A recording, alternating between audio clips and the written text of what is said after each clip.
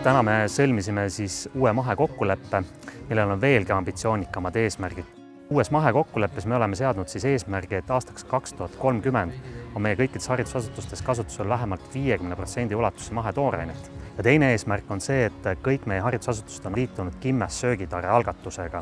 Me pöörame veelgi rohkem tähelepanu toidu tegemisele haridusasutustes. Me kaasame toidu tegemisesse meie lapsi ja kujundame meie tänased koolisööklad koolirestoranideks. Et sinna jõuda on koos tegemist peab kindlasti olema seal.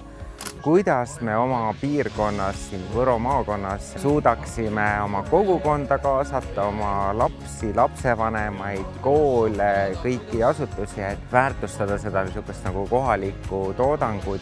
Meie koolikokkasid pole varasemalt nii palju mitte kunagi nagu koolitatud ja ma arvan, et see on tegelikult väga motiveeriv olnud ja ka teavitust lastevanemate hulgas. Mitte kuskil pole mingisugust vastasseisu kunagi olnud. Eesmärk on seatud, tuleb hakata lihtsalt otsima neid talupidajaid, kes on nõus mahedalt kasvatama. Rõuge vallas on hetkel kooli osas keskmine mahekasutus juba seal 30–35% lähedal. Ja kuidas sealt edasi? Ilmselgelt üle tuleb uuesti vaadata retseptid, tuleb vaadata, millist toorainet me kust juurde saame. Väärinduskeskusel on nagu kaks rolli. Üks roll on see, et varustada kõik lasteasutuse köögid ja hooldekodude köögid tervisliku toiduga. Meie fookus on mahedal. Ja teine roll on tegelikult innustada talunikke, julgustada neid mahedalt kasvatama.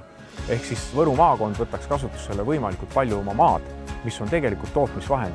See on nii oluline periood lapse arengus, see lasteaed ja kool, et me ei tea, et millised on lastel kodused tingimused. Ma arvan, et see, et me saame vähemasti lasteasutuses ühe või paar söögikorda garanteerida, et sealt vähemasti 50% on mahe ja muhe ja kohalik. Eesmärgid, mis me oleme seadnud, on ambitsioonikad, aga tugeva meeskonnaga ja tegelikult sellise poliitilise tahtega me suudame need eesmärgid, ma arvan, kindlasti ellu viia.